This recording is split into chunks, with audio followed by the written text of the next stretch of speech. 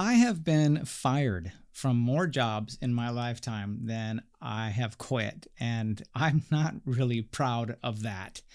In fact, up until I started to work for myself, I had a very hard time working for others and lost a lot of jobs. I got to thinking about why people get stuck, why I have gotten stuck in my lifetime, maybe vocationally, maybe in relationships, maybe just not growing, not becoming the person that I want to be. And one of the reasons why this happens to people, happens to me, is because we struggle to own our mess. We all make messes. We all fail at times. We all hurt other people. We all phone it in sometimes at work. We fumble the ball. And we struggle for one reason or another to own the fact that we made a mess, to own the fact that we failed, that we hurt somebody, that we did something that was beneath us. And it can be really hard for us to just fess up, to own it. And when I say own it, I don't mean just like say to our boss or say to the person in our relationship what we think they want to hear so that we can get out of hot water. I mean, really own our mess. And when we don't own our past, now I'm not saying that we live in the past or those sort of things, but when we don't own our past, we don't own the things that we've done, we get stuck. And we may not realize it, but we can't move forward and we can't grow. Because when we accuse other people, blame other people for our mistakes or our shortcomings, or blame other people when things happen that don't go in our favor, or when we make excuses for our behavior or make excuses for our messes, it makes us get stuck. And we end up repeating that pattern over and over again. Just like I kept repeating that pattern of losing jobs. It's not like I had a string of bad bosses. In fact, sometimes I hear people say that, like, they just can't keep me, or, I just can't get a good boss. And really, the fact of the matter is, we're just not being good employees, or we're just not being good partners, and we're not owning that. We're not owning our part, and that keeps us stuck. That keeps us from moving on and becoming the person that we want to be. Because the fact of the matter is, growth really doesn't happen automatically. I think there's this idea in life that we grow automatically. We accumulate experiences and we say, well, he's got a lot of experience and so he's grown or she's grown. Or like wisdom. Wisdom does not automatically come with age. We think that we see the gray hair, we see the white beard, we see those things and we think, oh, wisdom comes with age. And that's just simply not true. I know a lot of old people who have no wisdom, who are just repeating the same things over and over again. Wisdom comes and growth comes, not from accumulating experiences, not from getting older, but wisdom comes from reflecting on our experiences, from owning our messes and reflecting on them and learning from them. That's how we grow. We don't grow by reading books. We accumulate information by reading books. We don't grow by going to classes or going to seminars or accumulating experiences. We grow from reflecting on them and putting what we've learned into practice. That's where growth happens. So really the first part of that is just being humble and accepting the fact that failure is part of the human experience. We all mess up. We all fail. We all hurt other people. That's just part of being alive. And it takes some humility to be able to tell our boss or tell our partner or just confess to a friend that we screwed up, that we phoned it in, that we were rude, that we were nasty, that we weren't at our best.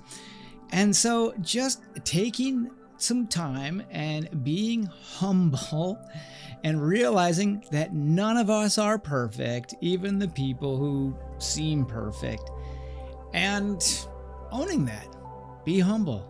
Accept that it's part of the human experience. And the next part of owning our mess, and I just hit on it a minute ago, is just reflecting. Reflection. I think that reflection is totally a lost art in the world that we live in today. We live in a world of distractions. We live in a world where we really don't just take some time to sit down and reflect on what we've done and think about it and learn from our experiences. We're so quick to distract our minds. We're so quick to, keep our thoughts off of these things and not just feel the feels, right? Just reflect, feel the feels of disappointment with ourselves, feel the feels of just that maybe sadness or whatever it is that we're feeling when we stop and we reflect on our failures. Maybe it's even just like a moment of repentance, just sitting, feeling the feelings, asking the Lord to come into those moments, repenting. Yeah, just feeling those feels and reflect on them. And even maybe write them down. Just write down the messes that we've made. And when we get it from sort of like that jumbled bird's nest of thoughts in our brain onto a clear list maybe, or some clarity on paper, it does something. It helps us to reflect and stop and write down what we could do differently if we did it over again. Write down our mistakes, maybe what led up to them. And I think that is really helpful in moving forward. Because when we do that, it leads me to this third thing. And that is creating a clear picture of where we are right now. It's not about living in denial. It's not about having it all together, blaming other people for our misfortunes. It's not about making excuses. We've all heard them, right?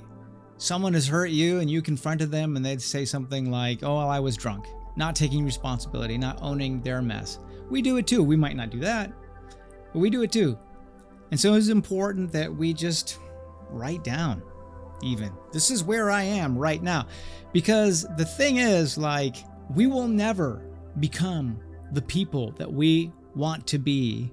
We will never grow into the best versions of ourselves if we don't have any clarity on who the version of us that we are right now. So if we don't even really know who we are right now, or accept the messes that we make and get a clear picture of our current condition, then we can't get to who we want to be. And I'll just say it.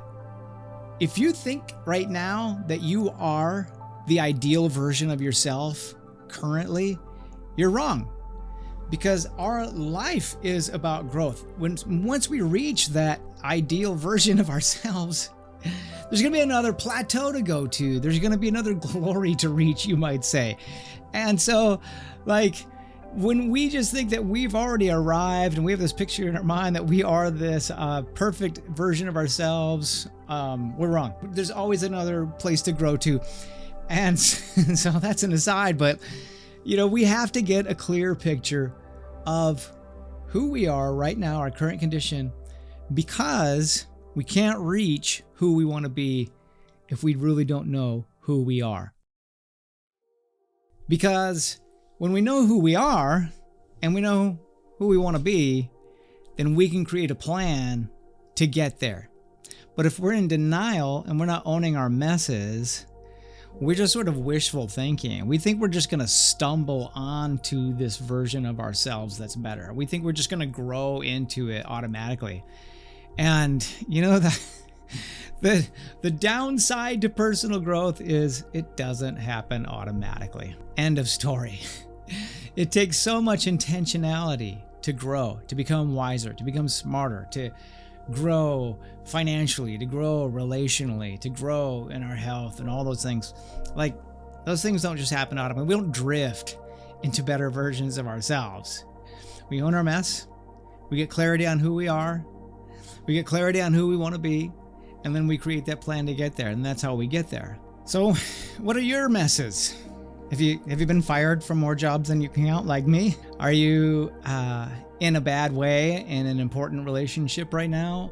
Are you in a bad way financially? What are your messes? Just stop for a minute. When this video is over, write them down, or open up your notes app, or do what you need to do and write them down and get clarity on those messes. And then I would even invite you to say a prayer. How can you ask God for help? I don't know about you, but I couldn't do it without the Lord.